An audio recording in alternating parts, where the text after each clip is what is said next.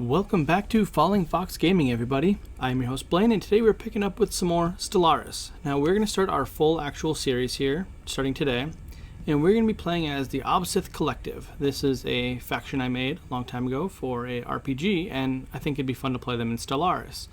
So what we are is we are a hive mind, and I'm just going to kind of scroll over all of our bonuses. So we get improved naval capacity, improved monthly unity, we're Gestalt conscious, which means we gain less war exhaustion, and improved monthly influence.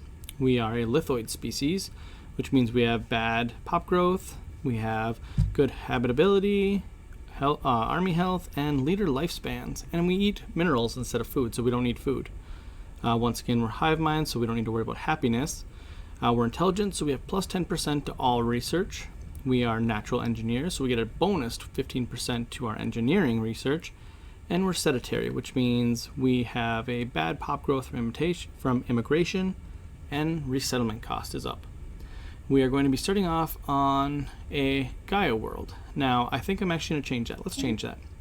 That's what I was going to do originally, but I think we should try something new. Seeing as we are a lithoid species, if you guys know Stellaris at all, they've added in a whole bunch of really cool new things semi-recently, within the past year or so, and I haven't played a lot of them, so I kind of want to try them.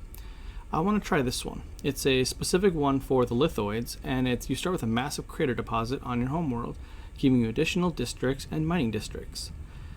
You're able to build meteorite colony ships, which travel at great speed but damage their planets when they land. So that's cool. That sounds kind of neat to me. I'm going to give that a shot. So let's go ahead and start. Oh yeah, we don't need to do any of that. We can just click done.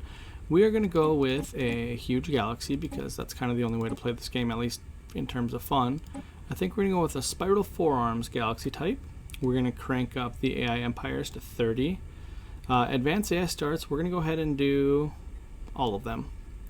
Fallen empires, we're going to knock that down to 3. I think this will adjust itself because you can only have so many AI starts total anyways. Marauding empires, I'm not a huge fan of, but I will put 2 of them on there just for the sake of them being there. We'll go ahead and leave habitable worlds and tradition costs normal. We're going to turn up primitive civilizations to 2 times, and crisis strength is going to be cranked up to 1.5, and then mid-game year 2300, end-game year 2400. Now this should be fun. I think everything else is the same. Grand Admiral difficulty, I think that's the highest difficulty, so we'll do that. Scaling difficulty, we can turn that off. AI aggressiveness high. Random empire placement, advanced neighbors, that doesn't matter because we already have everyone advanced anyways. And then we're going to go ahead and put everything else at ×1. So this should be very interesting. I'm going to turn caravanners down to 1. Oh no, that's guaranteed habitable worlds. I read that wrong. Caravanners, I really don't like them. I'm actually going to leave them off for this game. I'm not a fan of that. And Xeno capability, what's that? Enable or disable, I have no idea what that is. Sure, whatever. I don't know what that is. Wait, that's not the half-breed thing. We're going to turn that off because that creates a whole bunch of mess later on in the game. And that's what we're going to do. So today's video is going to be kind of short. It's going to be mostly an explanation of everything that we're doing and what our start off is like. It's not going to be a full in-depth of everything we're doing, but I'm going to kind of show you guys how you generally start off, and then we're going to leave it there. And then next time when we come back, it's actually going to be a longer video, so that way you guys can see a good chunk of the early game. Alright, so here's our starting star system. We are in Obsith Prime, and let's see where we're at. We are in a really, gross. I actually don't like this spot, but okay. So we are in the 3rd ring, 1, 2, we're in like the 2nd ring out. Almost the 3rd there.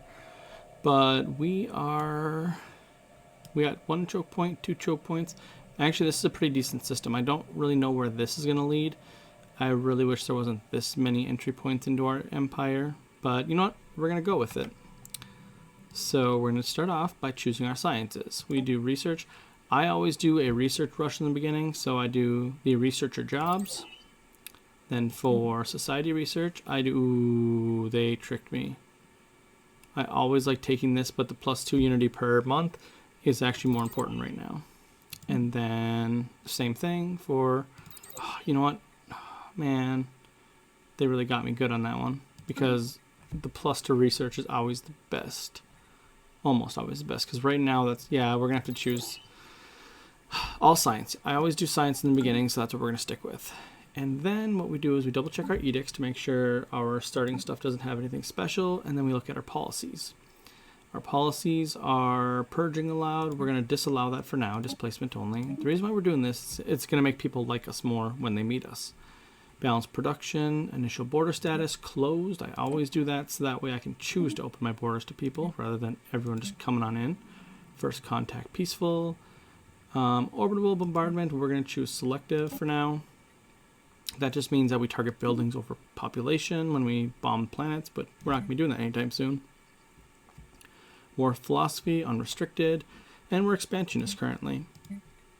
So the next thing that we're going to do once we've taken care of our busy work is we're going to select our construction ship, and we are going to take a quick peek at our available resources. So we have 3 energy, 3 minerals, and 2 science that we have not collected. That's what the white numbers mean. If they're yellow, that means you're currently working them and you don't have to worry about them. But I am going to focus on the science one first, so we're going to click that first. Boop.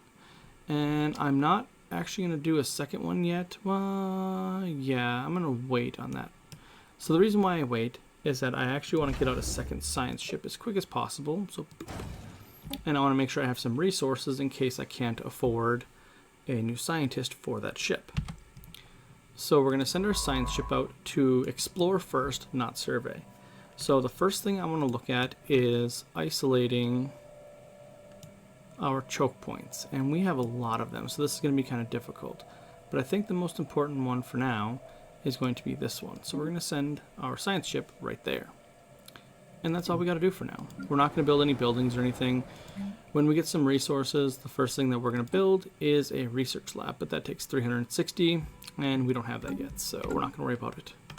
So we're just going to bump up speed to fast, and we're going to kind of wait until there's something cool that happens. And we didn't have to wait long. So the first choke point that I wanted to investigate, we're going to survey right here, because there's also 2 habitable worlds there. Now it's Arctic and desert worlds, which, you know, it's not exactly great, but we'll take it. So our next science ship is done, so we need to assign a leader. So you can either go into the leaders right here and buy them, or I just like clicking on leaders on the ship that I'm going to assign to, and then click recruit. And awesome, we got a genius right off the bat. So what we're going to do is we're going to try and get that guy. But we don't have enough energy, and this is why I saved my minerals. We go up to the market, we can sell our minerals. We can sell 200 of them. Well, we probably only need to sell 100, but I'm going to sell 200 because we have an excess of them. And that's going to allow us to buy the Genius Researcher, which is amazing. Now, I'm not actually going to put him in the ship. I was going to just click and put him in the ship, but because he's a genius, a spark of genius, I actually want him doing research. And looking at here, we already have 1 genius, and it looks like he is on the engineering. So we want someone on society that is a genius. So we're actually going to swap this guy out for this guy. So this is currently the menu where we're selecting which leader we're going to put on the ship. So we're actually going to take the society guy away, because we're going to put, and then this pop-up will come up here, we're going to put our new genius guy there. Boop. And my goal is to always have geniuses working the researches. Anything else I don't really care about. I used to be really finicky about trying to match up the research types, because if you look, each research has a type of research, and yeah, this is the researcher, yeah, right here. The researcher has a specialty, and then there's a research type. I used to try and match those up, but there's just too many of them, and it's honestly not worth it with all the leaders. You're better off just trying to get a genius or a, I can't remember what the other one is. There's another one that has a similar thing, but it's a 5% bonus instead of 10%. But I just go with that, and it works out really good usually. So our science ship is now being piloted. So we're going to send him out this way to check on this area over here. Now, I just have them go and survey a little ways away. I don't have them immediately research the area around them, primarily because you're going to get enough science ships early on that you'll research this or survey these things soon enough. And I would rather focus on getting choke points early in the game. The construction ship, now we will have him grab the 3, actually we're going to have him grab the 3 energy. Energy is our currently lowest thing. So looking at our planet, the lithoid crater, which is like a starting thing, makes this planet really uninhabitable for most species, but our species doesn't have to worry about that. We have 100% habitability, so not a problem. But the next thing we want to take a peek at, construction complete, oh cool, we'll take a look at that in a minute, is our governor. So our governor has build costs for the planet, districts, and planetary build speed up. This is not bad. This is actually not a bad one at all. If this was a normal game, I'd probably just stick with it. But what I want to do is I want to get, oh hey, look at that, perfect, right off the bat. When you recruit a new governor, I want the governor that is intellectual, because he will promote and increase your research speeds.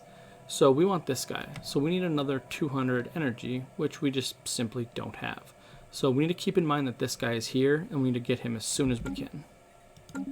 But for now, our ship is done here, and we have to wait 1 more month to tick over, so that way we can get the resources to build it. You gain resources every month. In case you're new to this game, I'll kind of explain it a little bit. So the numbers that you see on the pluses here, that's what you gain each month. Each month is 30 days, and so on the first, you gain those resources. It used to be that all these numbers updated every time you did something, but now you usually have to wait the end of the month to see what the new modifiers are. All right, here we go. So we just unlocked our first tradition, and this is kind of where we'll probably stop today. The way traditions work is first you adopt one. When you adopt it, you get a bonus. So what we're going to do is we're going to do discovery. So let's take a look at that. If we scroll over the tab, adopt, just for adopting it, right there, you can see in the middle, it says adoption effects. Map the stars, anomaly research speed increased by 20%. So that is an edict that we would unlock where we can, research anomalies 20% faster. Now we're not actually worried about that effect. What we want, oh yeah, and then, sorry, there's also the finishing effect. So if you adopt all 5 perks in this tradition tree, you get research speed increased by 10%. That's just flat across there. And then every one of these trees you complete, you also get an ascension perk, which have really powerful bonuses. So we're going to adopt discovery. And what we're shooting for early on is this guy here, the sensing tendrils.